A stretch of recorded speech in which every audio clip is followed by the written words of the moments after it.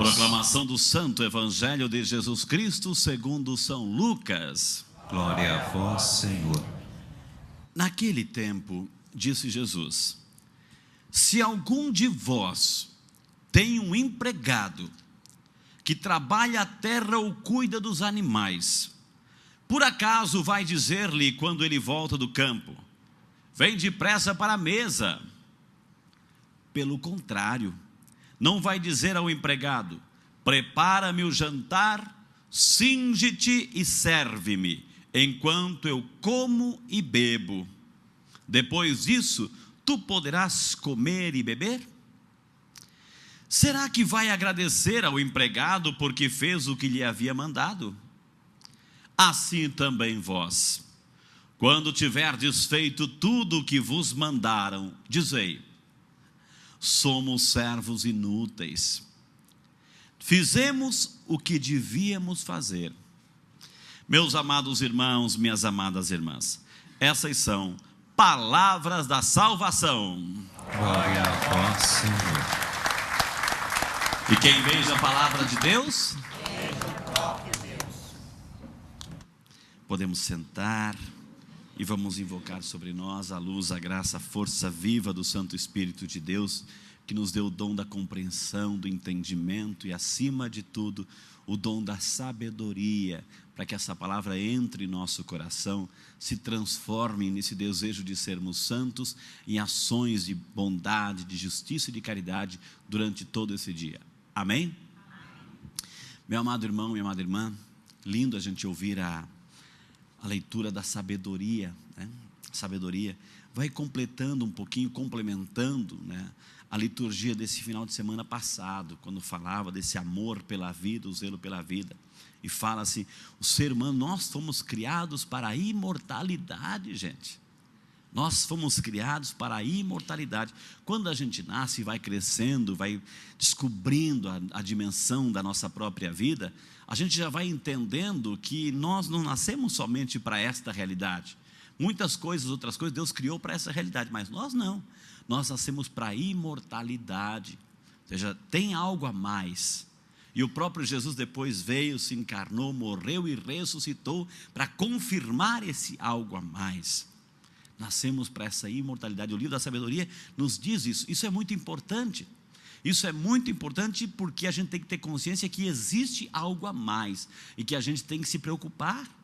A gente tem que investir também aqui nesse tempo, conforme diz o Salmo 90, versículo 10, a nossa vida, ela é única e curta, né? A gente tem consciência, meu amado irmão, você que está aqui, né? Fora essas crianças lindas que estão aqui de colo, enfim, os que vão nascer, enfim, mas nós temos consciência que nós que estamos aqui, os câmeras, pode mostrar os câmeras assim, nós temos consciência, e vocês vão dizer assim com a cabeça, quer ver? Quer ver? O que nos falta viver aqui na terra é menor do que a gente já viveu, daquilo que a gente já viveu, é ou não é? É, sabemos disso. O que nos falta, nós temos pela frente, é menor do que aquilo que nós já vivemos.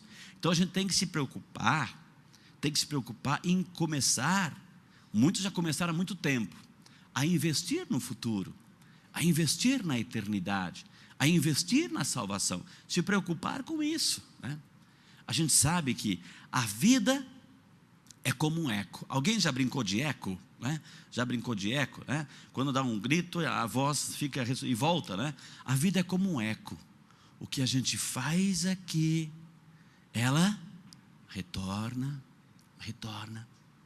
Tem outra passagem que diz, outra frase que diz assim que o que a vida não resolve, ela te devolve. Não adianta você querer adiar problema, não adianta querer levar popularmente de barriga as coisas e adiar a solução e levar para frente o que você não resolve em todas as áreas da tua vida, afetiva, sentimental, psicológica, religiosa, espiritual. Se você não resolver, não está de bem com isso, a vida lá na frente vai te devolver, vai dizer assim, ó, te vira, isso é teu, resolve.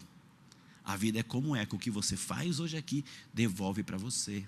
Então, está na hora da gente começar o livro da sabedoria, um sábio, está na hora da gente começar a se preocupar também sobre o nosso amanhã. E olha que linda a leitura do Evangelho de hoje, uma frase para a gente meditar e guardar. A situação, Jesus hoje nos coloca no lugar de Deus. A leitura de hoje, Jesus nos coloca no lugar de Deus.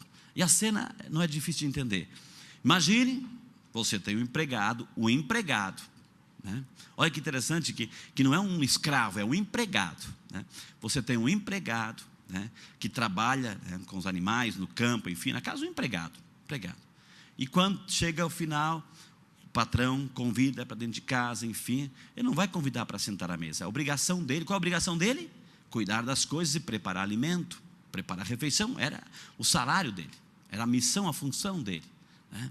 E aí no final, depois que tiver tudo servido, aí ele vai sentar e vai comer, vai fazer a refeição dele. E no final ele vai dizer, diz a palavra assim, não fizemos mais do que a própria obrigação. Não fizemos mais do que a própria obrigação. Essa é a condição que o Evangelho nos coloca hoje. Lembre-se, como eu falei, não fala de escravo, fala de empregado. E por falar de empregado, todo empregado merece o seu salário. Então Deus trata, todos nós somos empregados de Deus. Olha que bonito, somos empregados de Deus. E nós, por sermos empregados, privilegiados, é claro que Deus não vai fazer assim, olha, vai lá, faça a tua parte, um servo inútil, não. Temos o nosso salário. E qual é o salário que Deus nos dá? Minha gente linda? Coloque a mãozinha no teu coração. A vida, o ar que você respira, esse coração maravilhoso que bate no teu peito, tudo isso é graça, tudo isso é dom, e Deus dá mais dons a cada dia. Esse é o salário que Deus nos dá, a paga que Deus nos dá, e nos pede assim, me ajude a construir esse mundo, a fazer esse mundo mais bonito, mais santo, um mundo melhor. Então Deus não nos trata como escravos, e sim como seus companheiros, seus parceiros, colaboradores. Essa é a paga que nós recebemos a cada dia. Esse é o salário que Deus nos dá, a vida, essa oportunidade de sermos felizes, de fazermos o bem. E aí a gente recorda novamente a primeira leitura, nós nascemos para a imortalidade. Olha que maravilha, nós nascemos para essa imortalidade. A grande recompensa ainda, conforme diz a palavra, não vemos ainda o que nos espera, né? O que nos espera, nada se compara daquilo que nós temos agora, porque vai ser muito melhor, mais bonito. Coloque a mãozinha no teu coração agora. Vamos rezar com essa palavra. Senhor, nós queremos te louvar, Senhor, e te bendizer por essa leitura da sabedoria, um conselho, uma orientação, porque o Senhor nos ama e nos alerta hoje que nós nascemos, Senhor, para essa vida imortal, para a santidade, para a eternidade. Nós queremos, Senhor, te louvar e te bendizer por essa certeza que não termina aqui, mas aqui é um ensaio, é uma prova, se podemos chamá-la assim, de como estamos nos preparando, investindo em nossa eternidade. Dê-nos essa graça, Senhor, de que em cada dia, cada passo que dermos, Senhor, passos de homens e de mulheres verdadeiros, transparentes, que fazem o bem. Aprendemos hoje que a vida é como um eco, que o que a gente faz, um dia a gente recebe. Se a gente faz o bem, se nós somos verdadeiros, se cada passo que estamos dando, estamos construindo o reino de Deus, um dia seremos recompensados. Dê-nos essa graça, Senhor, de não desperdiçarmos os nossos dias, de vivermos a cada dia com amor, com entrega, com verdade, como homens e mulheres livres de coração que fazem o bem. Dê-nos essa graça, Senhor, de nos purificarmos a cada dia, de tirarmos do nosso coração essa tentação que nós temos muitas vezes, de fazer o mal, de falar o mal, de maquinar o mal, da intriga, da difamação, do ciúme, da inveja, da maquinação do mal. Tira isso do nosso coração, Senhor. Tira isso do nosso coração. E se até então, Senhor, tira os vícios, Senhor, os vícios que nos amarram, que nos prendem. Tira do nosso coração, Senhor, tira do nosso pensamento aquela consciência que nos acusa, aquele remorso que nos acusa. Dê-nos um coração livre a cada dia para servir, para nos prepararmos para esse encontro, Senhor. Queremos nos preparar a cada dia para esse encontro que teremos um dia com o Senhor, com todo o seu julgamento. Dê-nos essa graça, Senhor. Aprendemos no Evangelho de hoje que nós somos tratados de empregados e que nós recebemos o salário de um bom empregado, que mais do que empregado, Jesus nos deu esse direito de sermos chamados filhos, somos herdeiros do céu.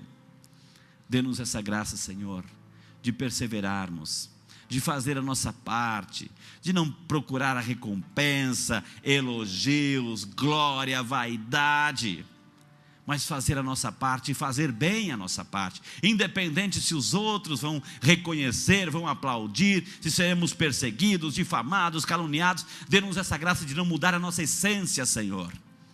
Nossa essência que é fazer o bem, que é levar o amor, a fé, a paz. Perdoa esses corações que fazem o mal, que tramam o mal, na inveja, no ciúme. E dê-nos essa graça, Senhor, de perseverarmos no bem, de perseverarmos no amor, para que um dia lá na frente, quando chegar a nossa vez, que nós possamos ouvir de Jesus, do Senhor: vinde benditos do meu Pai, porque você foi um homem do bem, uma mulher do bem. Por onde você passou, você deixou rastros do bem, você foi construindo o reino.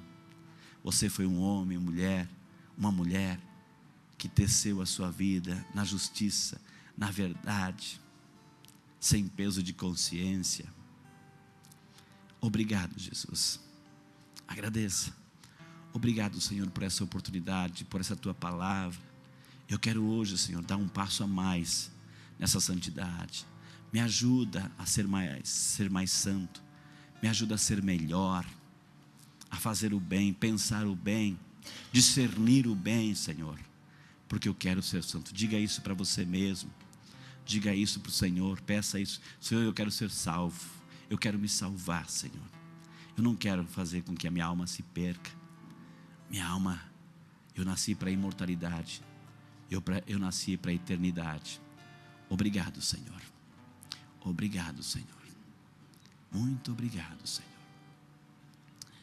Glória ao Pai, ao Filho e ao Espírito Santo, como era no princípio, agora e sempre.